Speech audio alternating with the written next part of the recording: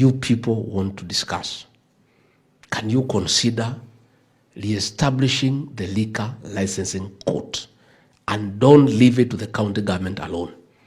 Bring in the county commissioner, bring in the county police commander, bring in the people from the DCI, bring in NACADA, bring in church people. By law, don't leave it to the governor. By law, bring in men and women of integrity in the liquor licensing court. Then don't allow the nonsense that is going on, that licenses are issued throughout the year. It has never happened. Licenses were issued once a year. Once. And it was a serious affair. People are given 2 or 3 weeks to apply. Vetting takes another 2 weeks. The licenses are issued, and there was a mechanism for appeal. Chapter closed. Those licenses, they work for the whole year. We must go back to that, because that is a problem we are having. In some counties, just getting the receipt to apply to be considered is a license. That is what is happening in Kiambu. And since the county wants revenue, as long as you can afford what is being required, you just pay, you start. Receipts cannot be a license. A receipt is an application for consideration. So you people must come out with a law that clearly spells out the mechanism of issuing a license. And that liquor licensing court, it must be vetted by the county assemblies. Watch our end vetting. So that we have men and women of integrity. Again, you must create a mechanism of impeaching them. And you must lower the threshold. Let it not be 2/3. Equal 50+1, simple majority. So that if people become rogue, the assembly can remove them. You must come up with very stiff penalties that are deterrent, especially to the brewers and the peddlers. The people who are making these illicit brews, and those who are doing wholesale, and those who are transporting. You must come up with very punitive penalties, both in terms of fines and imprisonment terms. Number 2, you may want to consider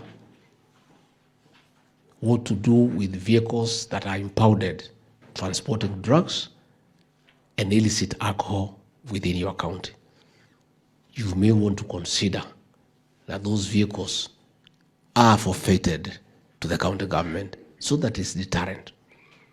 You need to look at the wines and spirits. Those are the most notorious.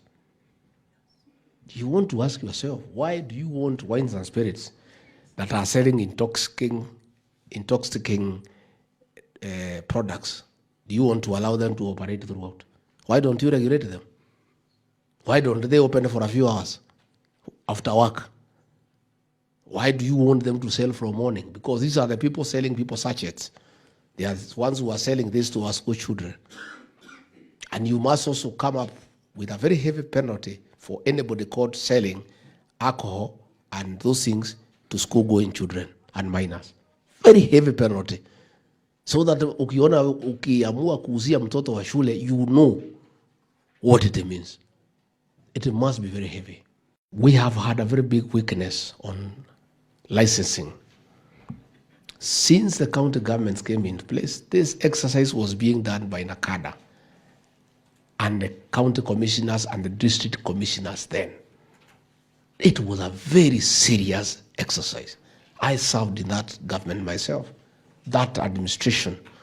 The liquor licensing court was not a joke.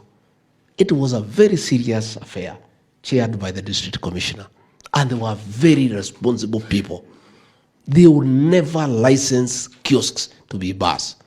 They will never license kiosks to be bar and restaurants. And I can tell you life was working because Tusker then was called Baada ya Kazi.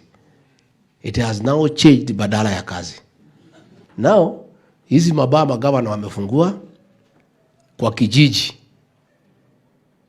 in a small town, a small trading center, like maybe Mushagara pale Gishugu, town ya duka 10, 7 ni bar, 1 ni hoteli, ingine 1 ni butchery, ingine ni duka. 7 are bars. They are open throughout the bar and restaurant. The governor amechukua pesa, revenue ya kumsaidia county. Anaenda kujenga barabara, anaenda kujenga hospitali na mochari. Anajegea nani? There is nobody to utilize those facilities. Why do you kill people to collect revenue to take care of people who are dead?